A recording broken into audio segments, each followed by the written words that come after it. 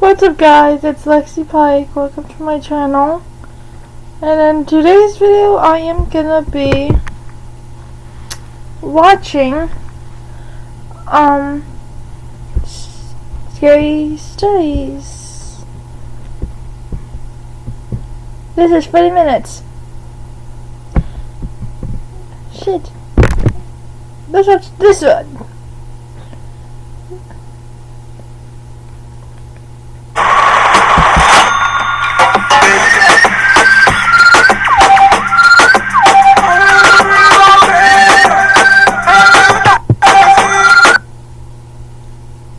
Skip. So this one is full very scary true highway horror stories, and this one is 3 disturbing true camp horror stories, so I'm gonna watch that. The other video I was gonna watch yesterday, they had a disclaimer on Mr. Nightmare's video saying if it's copyrighted sound, if we used it, it would be something, I don't remember. So yeah, we had to be careful of those.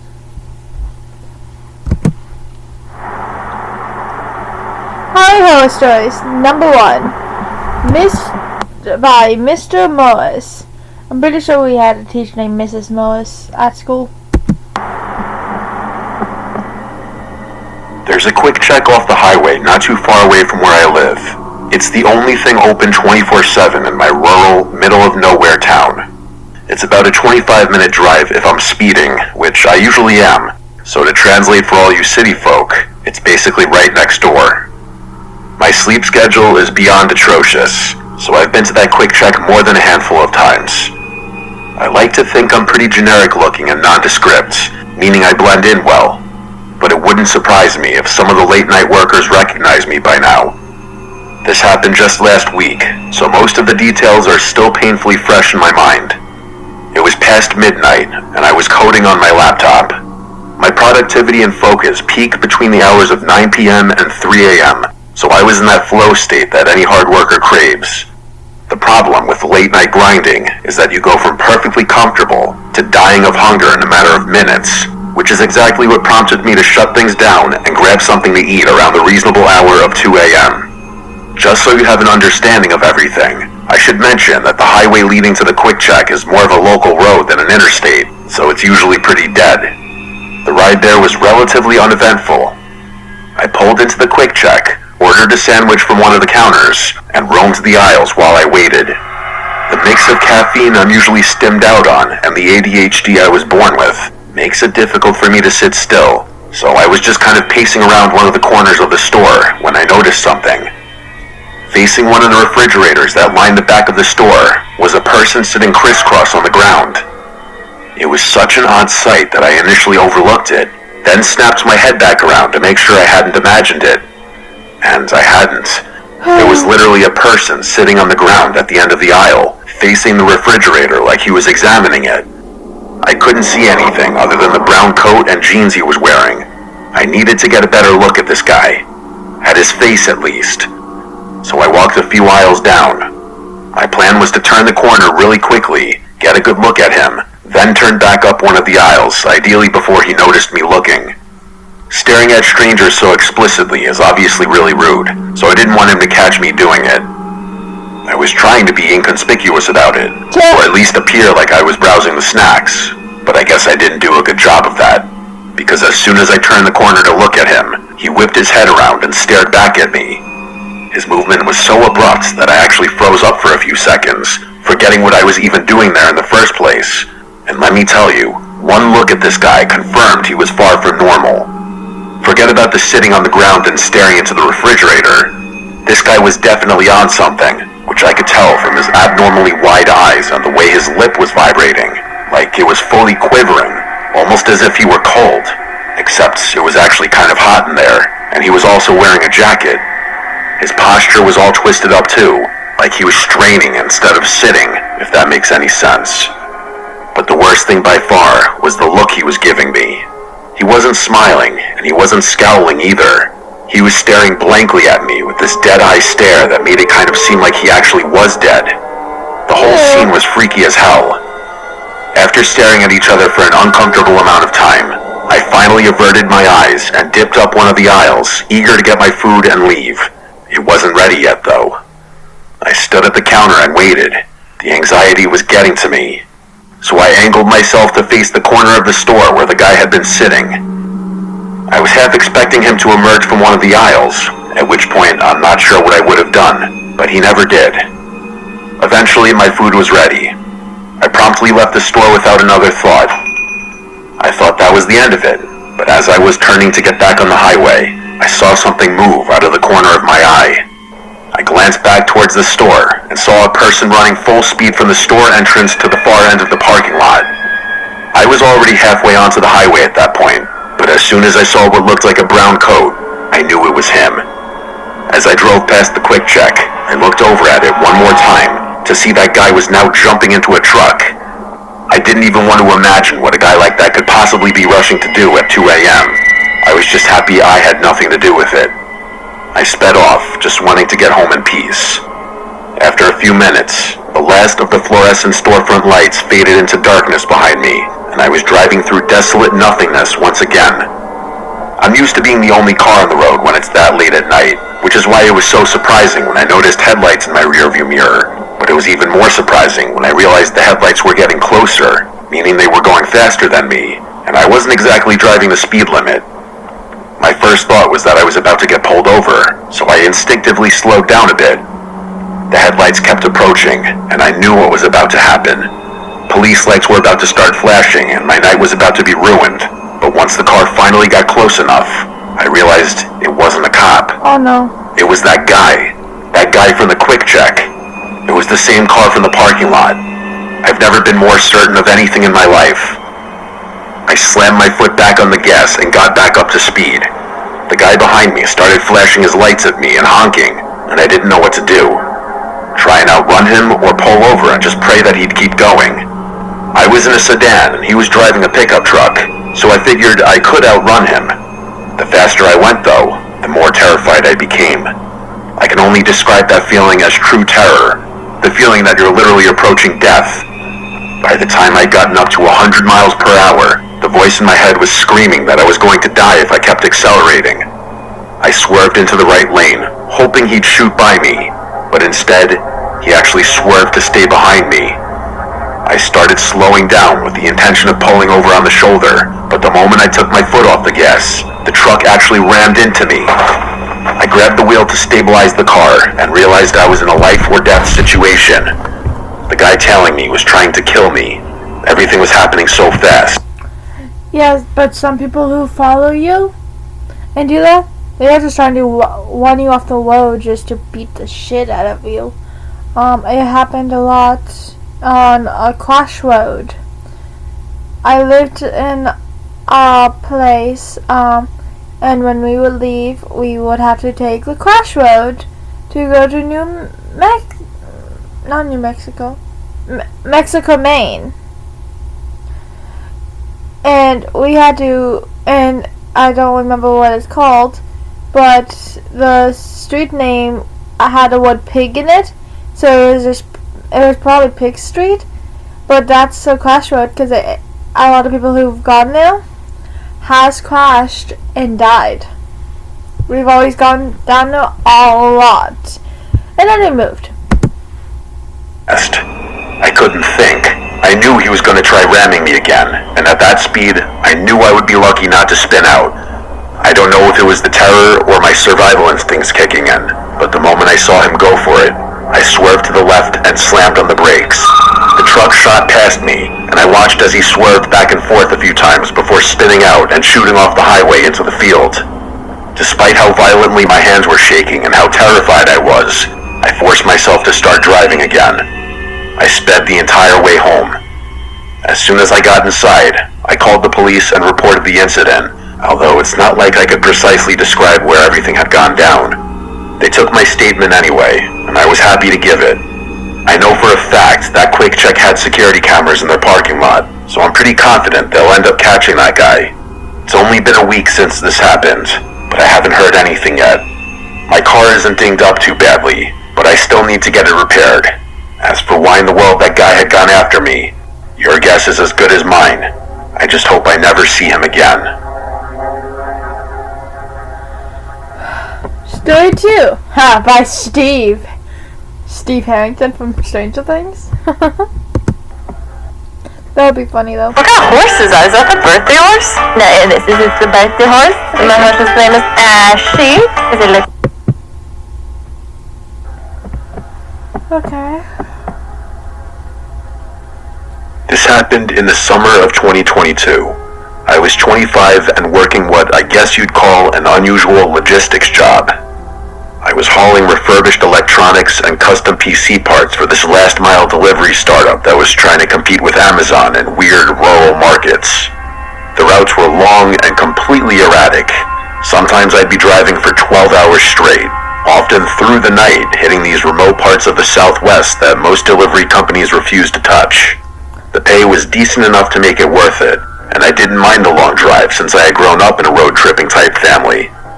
This particular night, I was deep into the final leg of a Phoenix to Lovington run. It was around 1 in the morning, and I was winding through this desolate stretch of Route 82, past the outskirts of Lincoln National Forest in southern New Mexico. If you've never driven through that area at night, it's hard to describe how isolated it feels. The road is narrow and poorly lit. You might see another car every 20 or 30 minutes if you're lucky, but here's the thing about that particular stretch. It's also the only accessible route cutting through the area for miles. The GPS alternatives would add like 2 hours to the trip, winding you way north through Carrizozo or something like that. So if you needed to get from point A to point B in that part of New Mexico, you pretty much have to take Route 82. Anyway, I was listening to some true crime podcast when I rounded this bend and saw a red hatchback awkwardly pulled onto the gravel shoulder with its hazards flashing. I slowed down a bit out of habit. As I got closer, my headlights illuminated a woman standing next to the car. She was holding her phone high in the air like she was trying to catch a signal. My first instinct was to just drive past. I mean, I'm not heartless, but I'm also not naive about the kinds of situations you can walk into in that part of the state at that time of night. But then I started thinking about my own girlfriend, or my sister, and how I would want someone to stop if they were stranded in the middle of nowhere. Plus, I wasn't completely defenseless. I had a Glock 43 holstered just under my steering column. I never explicitly got permission from the company to arm myself, but given some of the areas we delivered to, it seemed like common sense to me. I slowed down and cracked the passenger window a couple inches. The woman, who didn't seem much older than me, rushed over immediately and tried my passenger door handle, which was locked. She said she needed a ride to the nearest gas station and claimed her car had just died and she couldn't get anyone on the phone. Her voice had this jittery quality to it, like she was either really stressed or maybe on something. I hesitated for a few seconds. The situation felt a little off, but what tipped the scale was knowing I had a firearm within reach. I figured if things got sketchy, I'd be able to handle myself, so I unlocked the door. She got in quickly and gave me this vague and slightly slurred "thank you so much" without really looking at me. The way she slurred her words made me think she was drunk or maybe a little tipsy, which made me a little cautious. Before driving away, I asked her some obvious questions. Had she hit something or did the engine cut out, that sort of thing. But she kept deflecting, repeatedly asking me to just drive. Nothing she said really made sense, and I was leaning towards kicking her out of my car the more she talked. I was about to make a decision when I glanced over at her car one more time. To my horror, a man stepped out from behind it like he had been hiding there the whole time. The adrenaline started to kick, and I turned to face forward. There was another figure that had stepped directly in front of the road about 50 feet in front of us. There was something long in his hands, maybe a bat or a pipe. I couldn't tell exactly. He started moving toward my car, and that's when my survival instinct took over. I floored it. I didn't even try to be subtle about it. The woman whipped around to look back and immediately started yelling. Then she reached down and started digging around in her purse for something. I had a feeling I knew what she was looking for, so before things could escalate, I yelled at her to freeze and drew my gun. I didn't point it at her, but instead just rested it on the steering wheel so she could see it. Whatever she had been reaching for, she stopped immediately. I told her not to move, and she didn't. To my surprise, she stopped talking too. She just stared straight ahead with this expression I couldn't read. Luckily for her, we were less than 30 minutes from Artesia. After a somewhat tense half hour, I pulled into a gas station. There were 2 other vehicles in the lot, both big rigs.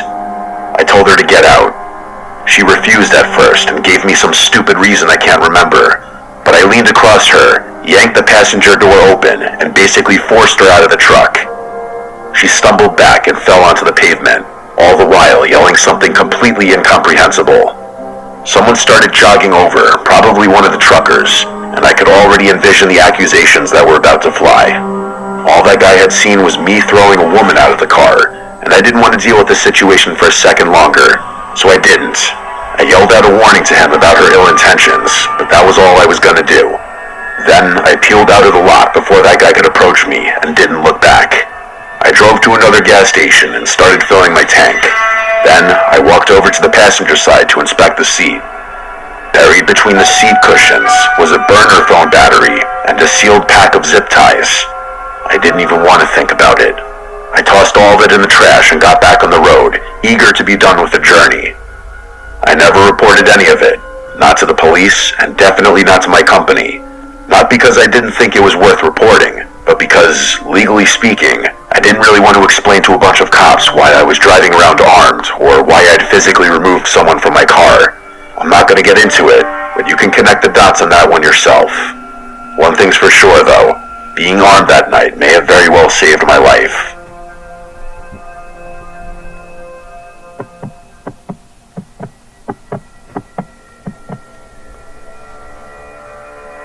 This happened about 3 years ago when my husband and I were driving cross-country from Utah to Georgia. Although the route we had mapped out wasn't the most direct, it passed through some places my husband really wanted to visit. The downside of that, though, was that we'd be cutting through some pretty desolate stretches of highway.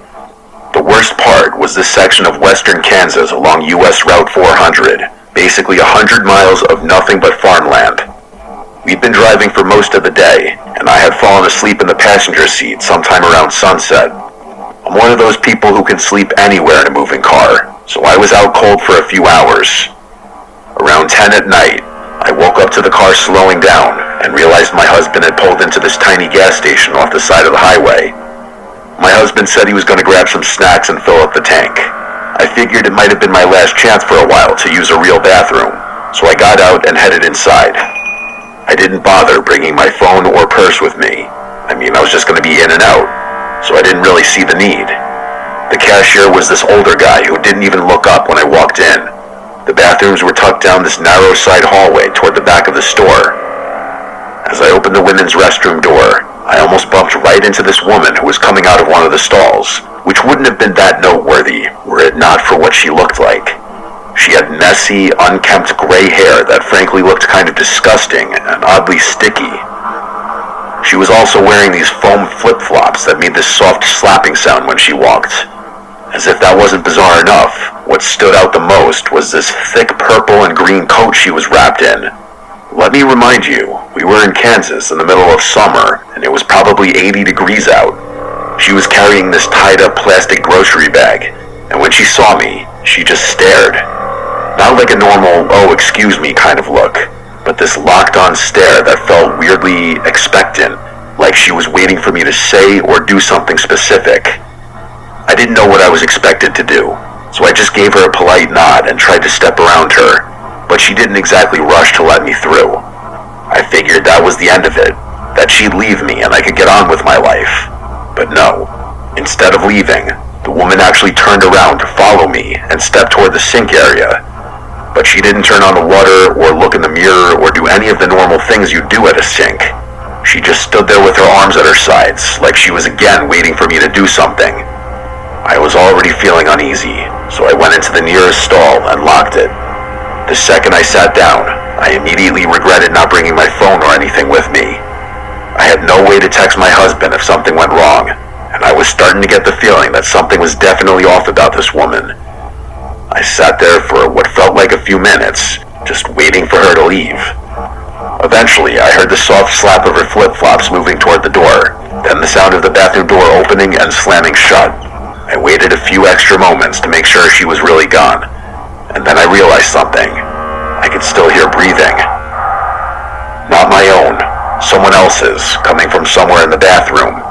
It dawned on me that she had faked leaving. She must have opened and slammed the door to make it seem like she left, but she was still in there, standing silently somewhere near the exit, probably in the corner by the door, just out of my line of sight. I didn't move. I sat in complete silence for a really long time, trying to quiet my breathing because I was terrified at the thought of her hearing me. The whole time, I kept thinking about how stupid I was for not bringing my phone. Eventually, the door was opened and closed again. The breathing stopped too, which sent a wave of relief over me. I still wasn't completely convinced though, so I waited for another half minute or so. Just as I was about to unlock the stall, I heard a huge gasp, like someone had just been holding their breath, followed by the bathroom door opening and closing again. That's when I truly started freaking out. That woman had pretended to leave the bathroom twice. I had absolutely no idea what she wanted, but the fact that she was playing these games with me made it clear that whatever it wasn't good. I didn't know what to do. Part of me was sure she was gone, but if she had pretended to leave twice, it wasn't crazy to assume she had done it a third time. Finally, the suspense was killing me, and I couldn't take it anymore. I unlocked the stall as quietly as I could and stepped out, fully expecting to see her standing there, but the bathroom was empty. I washed my hands as That's fucking terrifying. quickly as possible and stepped out of the bathroom. I had no idea where the woman had gone or if she was waiting for me somewhere else in the store. When I got back to the main part of the store, there was this large man checking out at the counter. I lingered by one of the racks near the front until he finished his transaction and walked out. Then I used him as cover to exit the store. I figured if the woman was waiting outside, at least there would be another person around. Part of me thought I was being overly paranoid, but that thought was shattered the moment I stepped outside. As soon as I exited the store, I saw her again. She was lingering off to the side of the front entrance of the store, this time clearly glaring at me. She was holding something in her hand that I couldn't quite make out. It looked like a knife, but I wasn't sure. The way she was holding it though, and the way she was slightly crouched, like she was preparing to spring, honestly made it seem like she was about to attack me. I prepared myself to have to scream or run or even fight, but instead of moving toward me, the woman quickly turned and walked around the side of the building toward the back. I ran to our car and got in as fast as I could. My husband looked confused and asked what had taken me so long. I told him I'd explain once we were back on the road. He didn't question me and just pulled away. As we were leaving, I looked back and saw the woman standing at the edge of the building, watching our car. I don't know why, but seeing her made me so unsettled and uncomfortable.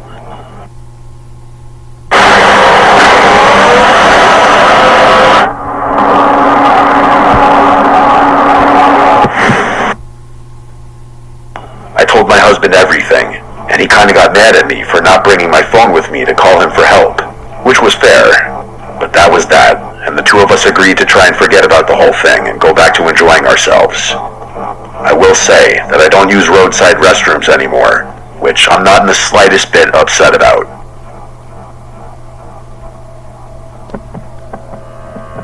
Story number 4, Anonymous.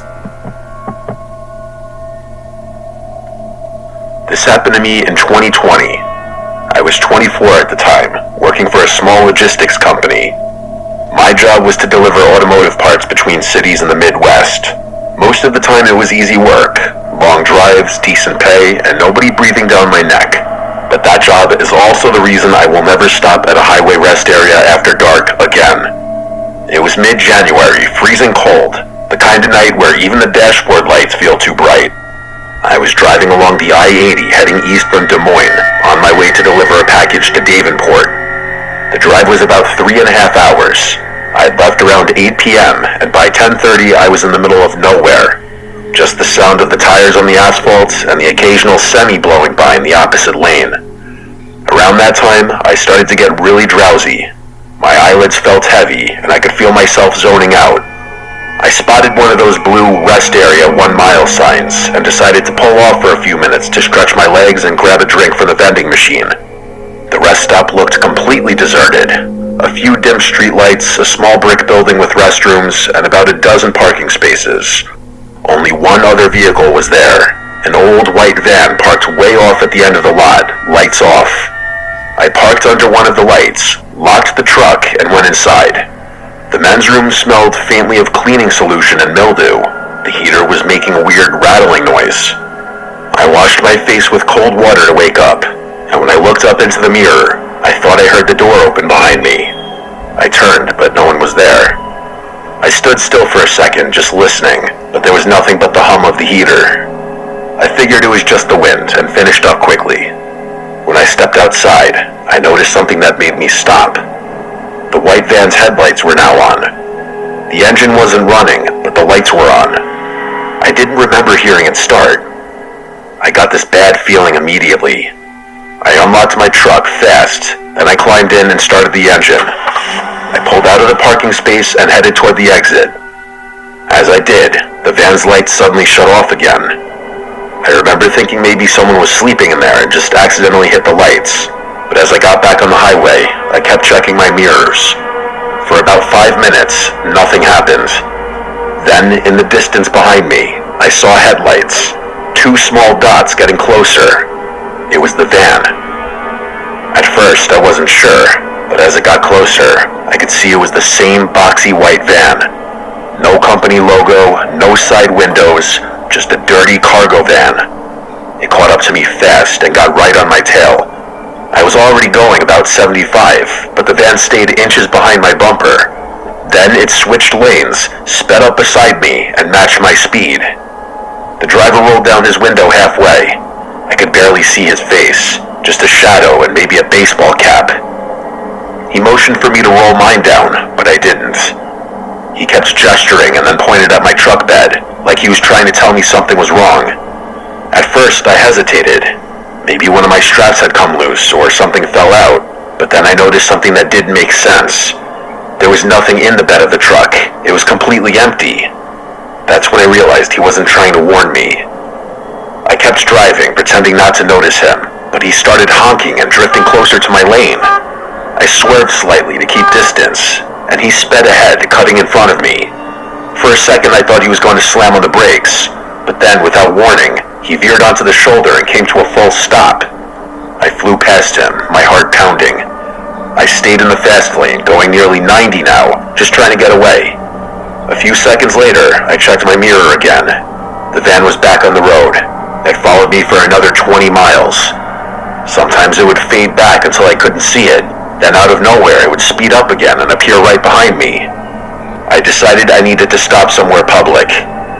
The next sign said there was a truck stop 5 miles ahead. I took that exit first, pulled into the lot, and parked right under a bright light near the diesel pumps. There were a few semis lined up, and I could see a few drivers inside through the windows of the diner next door. The van didn't pull in immediately. I waited maybe 2 minutes. Then it came slowly up the ramp and into the lot. I got out of my truck and headed straight into the diner. As soon as I walked in, the bell above the door rang, and the woman behind the counter looked up. She was maybe in her 50s. I told her that a van had been following me for the last half hour, and she must have seen how shaken I was because she called over the trucker sitting at the counter. This guy stood up, huge guy, flannel shirt, gray beard. He walked outside with me, and the second we stepped out, we saw the van idling at the far end of the lot, just sitting there, facing my truck. The trucker muttered something like, "Yeah, that ain't good," and told me to go back inside. He walked straight toward the van. I didn't hear what he said, but a few seconds later, the van suddenly reversed, swung around, and peeled out of the lot, heading back toward the highway. The trucker came back, shaking his head. He said there were 2 guys in there, both wearing hoodies, both just staring straight ahead, not saying a word. I stayed in that diner for almost an hour, until I was sure they were gone. I finished the rest of my drive with my eyes glued to the rearview mirror. When I got back to Davenport, I parked under the hotel lights and checked my truck. Everything was fine, but there were 2 smudges on the tailgate, like someone had tried to open it with dirty hands. I quit that job a few months later. Now, every time I drive long distance, I fill up before dark, bring snacks, and I don't stop unless it's somewhere crowded and open 24 hours. Because I know for a fact, if I had rolled down that window or pulled over when they told me to, I wouldn't be here telling this story. Okay.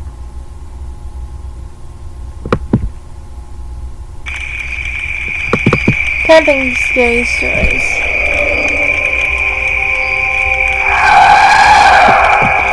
Story 1 by Mike something. This happened during spring break of my junior year of college. Me and my 3 closest friends, Kevin, Allie, and Seb, decided to go car camping in Colorado. We'd been doing these trips together since freshman year, but we were all pretty broke that semester, so we went with dispersed camping instead of paying for an actual campground. I found this spot on one of those camping apps that showed free sites. It was somewhere outside of Buena Vista, tucked back on this Forest Service road that seemed to go on forever. The 4 of us had done enough camping together that we knew what we were doing. We got there around late afternoon and found this clearing near what looked like it used to be a creek bed. It was completely dried up, but you could tell water had run through there at some point. The area was pretty isolated. We didn't see any other campers or even tire tracks from recent visitors. It was honestly perfect for the kind of vibe we were going for. We set up our tents in a loose cluster, maybe 15 feet apart from each other. Nothing fancy about the arrangement, just wherever the ground looked level and didn't have too many rocks. I don't even remember what we did that night. Probably just drank a few of the beers we brought while playing cards. We were all pretty tired from the drive, so we called it around 11 and went to our separate tents. I remember sleeping really heavily that night, which was weird for me to begin with, but especially during a camping trip. Usually, and this is when I'm sleeping on a comfortable bed in a climate-controlled room, I wake up multiple times from being cold or needing to pee or whatever else. Point is, I'm a very light sleeper, and during a camping trip, forget it. I'm used to waking up at least 3 times. But that night, I felt completely knocked out, like I'd taken a sleeping pill or something. When I woke up the next morning, something felt off immediately. I unzipped my tent to get some fresh air, and then I just froze. I noticed it immediately. All 4 of our tents had been moved, like not ruffled or roughed up by an animal, actually moved. They were arranged in this perfect square formation around a pile of stones that definitely hadn't been there when we went to sleep. Part of me felt like I was still dreaming. That's how bizarre and borderline unbelievable the sight before me was. Each tent had been relocated maybe 20 or 30 feet from where we'd originally set them up, but that's not really what freaked me out. The stakes were still perfectly secured in the ground, and nothing inside any of the tents had been disturbed. My sleeping bag was exactly how I left it. My phone was still plugged into my portable charger, and all my other gear was in the same spot. Nothing was missing from my tent, which I checked, double-checked, and triple-checked. If you're parenting a neurodivergent child who's really struggling in school and nothing seems to be helping, I want to tell you about OutSchool. Shush. I thought I was going crazy. I yelled to wake up my friends. Kevin was the first one to emerge from his tent, and I didn't even have to explain the situation to him. I could see on his face that he was experiencing the same confusion I was. Allie and Seb crawled out a few seconds later, and as I watched them take a look around at the campsite, it was the exact same thing. None of us remembered anything. But then Allie mentioned that she'd had this really vivid dream about walking in a line through some kind of desert landscape while someone counted her steps out loud. And then Kevin chimed in, saying he had a dream about being in the army, marching alongside his fellow soldiers. Seb didn't remember having a dream, and neither did I. But we found it odd that both Allie and Kevin had eerily similar dreams. The vibe between the 4 of us was really weird, but hard to describe. It was almost like we were reading each other's minds. It's kind of hard to express the feeling, but it really did feel like we were more connected than we had been the night before, but in a bad way. I remember looking back and forth between them, trying to figure out what it was that I was feeling around me. The best way I can think to describe the feeling is what it would have felt like if there was a 5th person watching all of us, who was also part of all of us. We examined the campsite a little more carefully, looking for clues or anything that would help us piece together what happened. At first, Kevin suggested that maybe we had just gotten really drunk and forgot about what we did the night before, but this theory was shattered in about 5 seconds. We found these drag marks in the dirt leading from where each tent had originally been positioned to where they ended up. The weird thing was, the drag marks stopped about 10 feet short of each tent's final location, like someone had dragged them part way and then lifted and carried them the rest of the distance. The pile of stones in the center was even stranger. There were exactly 4 stones, and they were balanced on top of each other like some kind of sculpture. It actually would have been pretty were it not for the circumstances. Kevin walked over to get a closer look, and as he was leaning in to examine the top stone, he tripped and ended up knocking the whole thing over. The stones just kind of tumbled to the ground, nothing dramatic. For a second, the 4 of us just stood there in silence, staring at the scattered stones. And then things went from a 5 to a 10. At the exact same time, all 4 of us started hearing this low rumbling sound coming from somewhere in the distance. It sounded like rocks grinding against each other. Not like an earthquake or anything, more like an old stone door being pushed open. Hearing that sound kind of sent us into a panic, and we all just started packing without even discussing things. Like I said before, it felt like we were reading each other's minds, and that also applied to our feelings. I could feel my friends' fear, and I knew they could feel mine. It was really freaky, 10 times freakier than it had been not 2 minutes ago. I don't think I've ever packed up a campsite so quickly in my life. Realistically, we were out of there in under 5 minutes, but it felt like an eternity in that moment.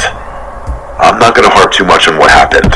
I really don't like thinking about what happened that night, and I'm worried that if I think too much about it, it'll go from being a fever dream that sort of sits in the back of my mind to something more real. That was 5 years ago now. The 4 of us don't really see each other anymore, but I guess that's kind of how it goes as everyone gets older. Kevin moved to Denver after graduation. Allie's in grad school in California, and I think Seb moved to Chicago with his girlfriend. We keep in touch, but we've never really talked about that night since.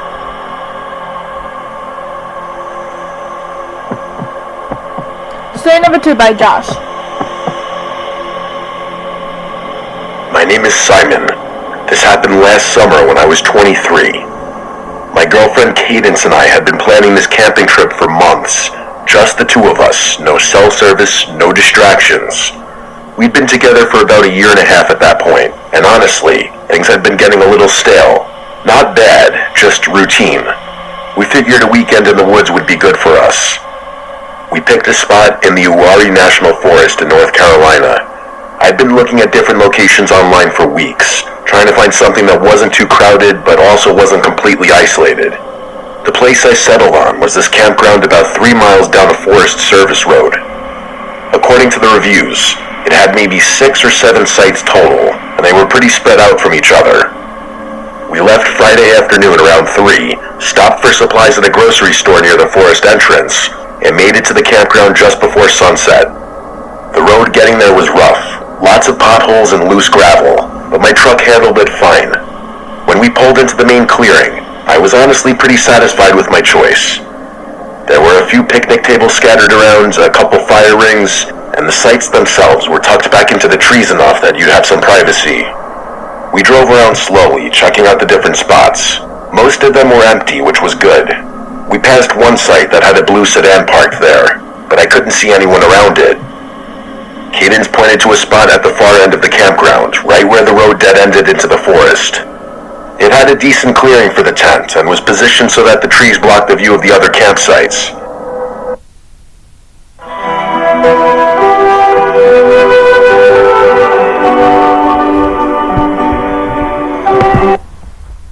Okay. We spent the next hour setting everything up. Cadence is one of those people who's really particular about how things are arranged, so I mostly just followed her instructions. By the time we were done, it was starting to get dark. I got a fire going while Cadence made sandwiches, and for a while, everything felt exactly how it was supposed to. We were sitting there drinking beer, watching the flames, not really talking about anything important, just existing together, which I think was kind of the point. Around 10 or so, Cadence went to brush her teeth at the spigot near the picnic tables. I stayed by the fire, poking at it with a stick and finishing my beer. That's when I noticed someone standing at the edge of our site, just beyond where the light of the fire reached. I jumped a little, I'm not gonna lie, because I genuinely hadn't heard anyone walk up. The guy apologized for startling me, and said he was camped over in the blue sedan and that he just wanted to introduce himself. His name was Aiden, and he looked to be about 30. He had this really intense way of maintaining eye contact that made me a little uncomfortable, but I obviously wasn't gonna say anything. Cadence walked back toward us, and I could tell from the way her hips were swaying that she was not pleased with the interruption. Aiden noticed her, turned, and said she picked a good spot, real secluded.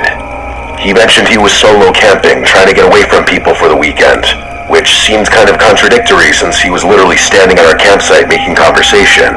And by the way, as soon as Cadence walked back, I didn't exist anymore. This guy Aiden's full attention was on my girlfriend, which wasn't exactly surprising, but weird as hell. We talked for another minute or two, and by we, I mean he talked at Cadence while she just gave him awkward reply after awkward reply, waiting for him to get the hint. Eventually, I butted in and told him we wanted to get some sleep because we were waking up early, and that got him to leave. As soon as we walked into the darkness, I noticed he didn't use a flashlight or anything, which I thought was a little odd. Cadence and I agreed about the weirdness of the whole thing and decided to try and forget about it. We stayed up for another hour or so, then put out the fire and went to bed. I don't remember falling asleep, but I do remember waking up, and the moment I woke up, I realized something was wrong. It took me all of 3 seconds to realize I had woken up to voices somewhere in the distance. It sounded like two people having a conversation somewhere near our campsite. I looked over and saw Cadence fast asleep, and that's when the guardian instinct in me kicked in. I didn't freeze or cower in the tent, but rather actually went out to investigate. I unzipped the tent as quietly as I could and poked my head out. The voices stopped almost immediately, like they had heard me, even though I thought I was being dead silent. As quickly as I could, I grabbed my phone and turned on the flashlight, shining it around our campsite. But whoever had been there had either already left, or was further away than I initially thought. Eventually, I went back inside the tent and tried to go back to sleep. It was a public campsite after all. People stay up really late on camping trips, so I didn't think it was anything threatening. I just hoped whoever had been out there got the hint to have their 3 a.m. talk somewhere far away from where I was trying to sleep. I didn't bother mentioning it to Cadence the next morning. I didn't really see the point in stressing her out over nothing. We spent most of the day hiking, which was a lot of fun and a decent workout, honestly. As the sun started to go down, I went to grab more firewood from a pile we'd made near the truck. That's when I noticed something on the windshield. It was a napkin, folded in half and tucked under the wiper blade. I pulled it out and unfolded it, and I was shocked to discover that it was a note. A note saying, "You should move your tent." I obviously wasn't going to keep that to myself, so I showed Cadence the note and told her what happened the night before. When she saw the note, she immediately asked if it was Aiden. I said, I guess so, because who else would it be? And as the two of us were discussing what to do next, obviously more than a little freaked out, as if on cue, who walks up but Aiden? He was wearing the exact same getup as the day before, and looking at him filled me with a mix of rage and fear. The rage won, and I told him he needed to stop just walking up like that, more aggressively than I probably should have. I was 100% convinced he was behind the note and the talking for the night before, and I wasn't going to let him think that he was fooling me. He said sorry in a gruff voice and said he was just checking up on us. Before I could respond, Cadence asked him why he'd need to check up on us, and actually said something that really surprised me. He told us he didn't want to freak us out, but that he was surprised to see people as young as we were at the campsite. He said that there was a bunch of weird stuff that had been known to occur around here, freaky stuff.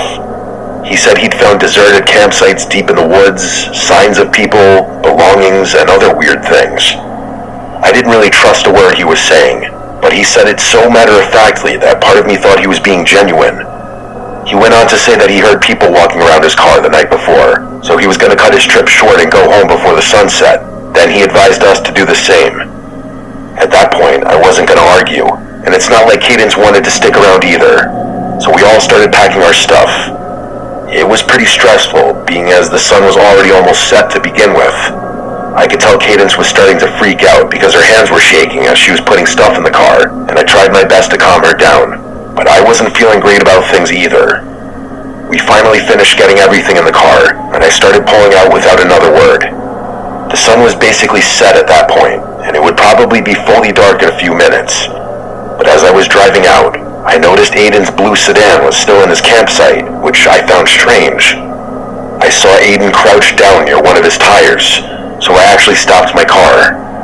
I asked him what he was doing, and he stepped back from his car to reveal a massive gash in the tire, something that was definitely done deliberately. There was no question about it. Cadence said holy f***, and I was pretty shocked to see it as well. I didn't know what to do. At first, he asked if I could give him a lift, but Cadence whispered that she wouldn't be comfortable with that, so I told him I couldn't, which led him to ask me if I would call the police for him as soon as I got service, and I told him I would. I pulled out of the campground and started down the dirt road. My headlights were on full blast. We were maybe 100 yards down the road when I glanced to my right and saw them. There were 3 figures standing in the woods, maybe 30 feet off the road. They weren't moving, and it didn't look like they were trying to hide either, almost like they wanted to be seen. I only saw them for a split second, but I was 100% sure they were people, and Cadence noticed them as well. My foot instinctively hit the brake. I don't even know why. Maybe some part of me thought I should go back and warn Aiden, or maybe I was just trying to process what I was seeing. But before I could think it through, Cadence grabbed my arm and screamed at me to drive, like a genuine scream. So I did. Cadence didn't say anything the entire way back to the main highway. As soon as I got service, I pulled over and called 911. I told them everything, and the dispatcher said they'd send someone to check on him. We never heard back from them. I wasn't really expecting to, but I had this sick feeling that something really wrong happened to Aiden, and that I was partly to blame. Cadence tried to reassure me that he was in on the whole thing, which is a possibility, but I think that's just a way to cope more than anything. Either way, this is still something I think about from time to time. Story 3 by Papa Paul. So this was 2 Mays ago. I was 28 at the time, working remotely as an IT consultant out of Bozeman. The job wasn't anything special, but it paid okay, and being able to work from anywhere in the world was a huge plus for me. Unfortunately, I was going through kind of a rough patch at the time. I'd just gotten divorced about 3 months earlier, and I wasn't handling it well. Nothing I tried was working, and believe me, I tried everything. It seems a little foolish and naive looking back, but at one point I was convinced I'd spend the rest of my life in misery unless I did something drastic. Like go off the grid and spend a few weeks in the wilderness type drastic. So that's kind of what I did. Camping has always been a big part of my life, so trekking out in the wilderness all alone isn't actually as crazy as it sounds, at least for me. I'm actually a lifelong scout. Couldn't make Eagle quite in time, but the point is, I know my way around wilderness better than most. I've got my old man to thank for that. I didn't want to go anywhere where there'd be other people around though. That would have defeated the whole point. I needed to be alone, so I did what any reasonable person does at 2 a.m. when they can't sleep. I went down the internet rabbit hole. Eventually, I found this old Montana backcountry camping forum that had a bunch of posts about some unofficial sites in the Helena, Lewis, and Clark National Forest. So right then and there, I made the decision. The next morning, I planned everything out. The only person I told where I was going was my brother, and I didn't even mention the specific spot to him, just a vague description of the general area. I had a bunch of PTO saved up, so missing a week or so of work wasn't the end of the world. If I'm remembering correctly, that was a Tuesday, so it must have been a Thursday by the time I had my truck fully loaded up. I had enough supplies to last me the full week and then some. Freeze-dried meals, water purification tablets, a first aid kit, and all the other essentials. And of course, my Remington 700. I'm not a gun nut or anything, but you don't go that deep into the Montana wilderness without protection from wildlife. The drive out there was about 4 hours from Bozeman. First 3.5 were easy. Highway to county road to Forest Service road. That last bit, though, what a headache. My GPS kept trying to reroute me because the service road I needed wasn't in its system. After some painful backtracking and double-checking the descriptions of some of those online posts, I found this overgrown trail that seemed to match up with what someone had written. Twice I had to stop to move branches and other debris that were blocking the path. My truck's a decent 4x4, but I was starting to worry about getting stuck. I drove along the path until it was impossible to go any further, at which point I just shut my engine. I knew I'd have to reverse out of there when the time came to leave, but I had been prepared for that, so I wasn't too concerned. As soon as I stepped out of my truck, I was pretty confident I was in the right spot. But that far into the wilderness, there's not really a right spot since everything's as remote as everything else. Either way, I was pleased. There was a clearing not too far from the cluster of trees I had parked in front of, and it looked like a perfect place to set up camp. Except there was already a tent there. I noticed it almost immediately.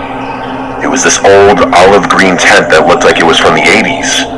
My first thought was that someone else had found those coordinates, but the tent looked like it had been there for years. There was actual mold growing on the seams, like visible from 20 feet away kind of mold. I walked over out of curiosity. I probably shouldn't have, but whatever. I called out a friendly hello and waited. There was no response. The zipper was partly open, so I just unzipped it the rest of the way. And let me tell you, the smell in there was god-awful. It smelled like something had died inside. The stench was unbearable, but I was in too deep and was too curious to just walk away. I looked around the tent and saw an empty sleeping bag, some soup cans, and a little notebook. I withstood the nastiness just long enough to grab the notebook and reach my head back into the pure air. There wasn't anything else in the tent besides what I already mentioned, so I didn't see the need to keep investigating. But something was making that smell, which I didn't really understand. But anyway, after stepping out of the tent, I started flipping through this little notebook and immediately realized what it is. Pages and pages of tally marks. There must have been hundreds of them in there, all in groups of 7. The last page had 42 groups, which is over 8 months. I wasn't really spooked at that point, more so curious and kind of excited to have stumbled upon my own little mystery. But after flipping through the notebook a few times, there wasn't really much else to do. I ended up keeping it. What was I gonna do, return it?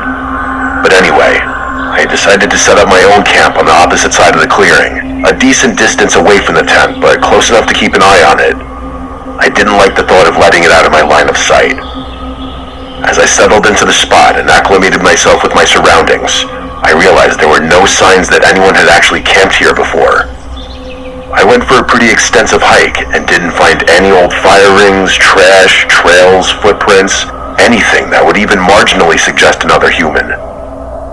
It was a really clear night that night. I remember that distinctly because the stars were incredible out there.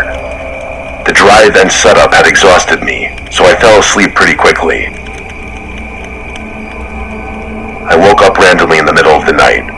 I had no idea what time it was, but I knew for a fact I didn't wake up to nothing. I'm a very heavy sleeper, even out in the wilderness, so I knew something was wrong.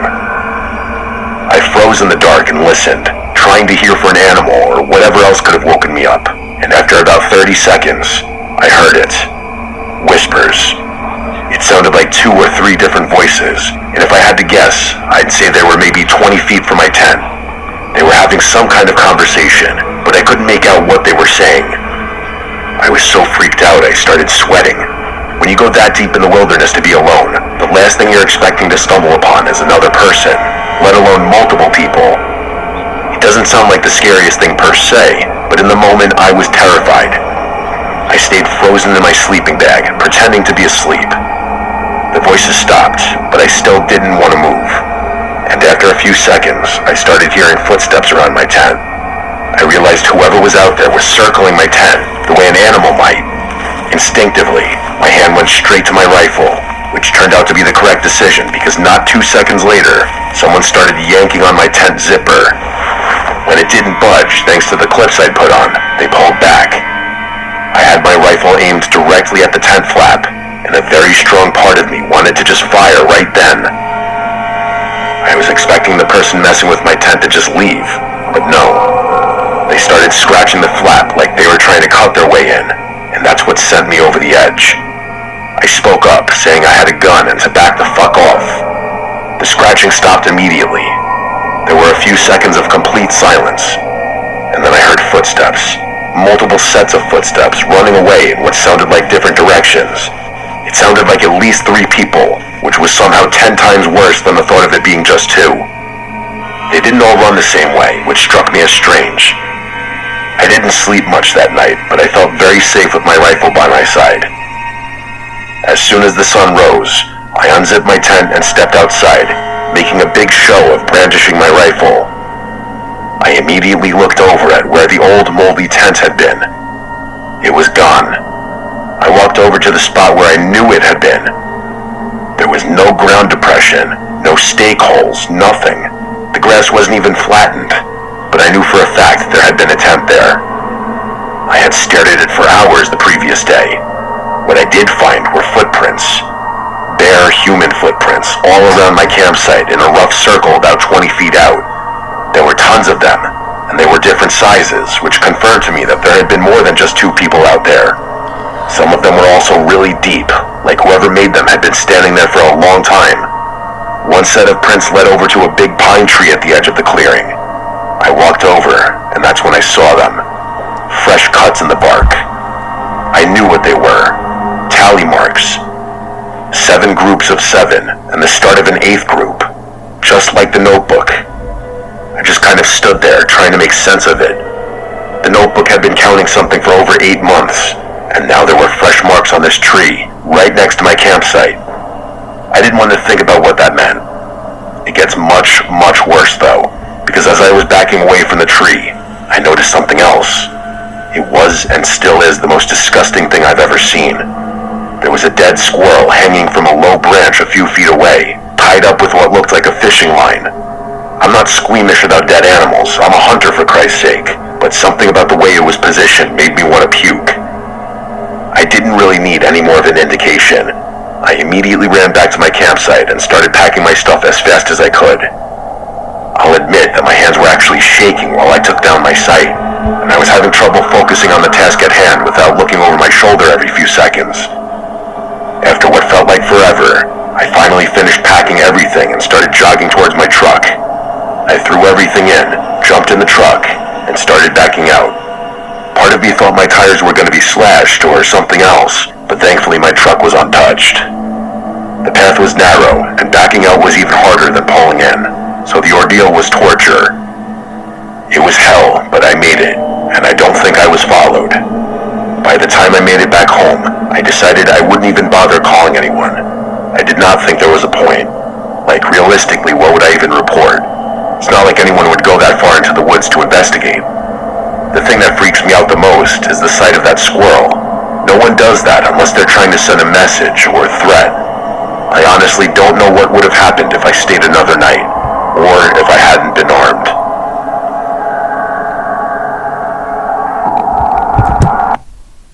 That's the end of the video. And apparently I fell asleep in the middle of it. That happened to me before, but I'm fucking exhausted. Well, that's the end of the video. And I'll see you in the next one. I'm gonna take my antibiotics. And then I'm gonna take a shower. So yeah.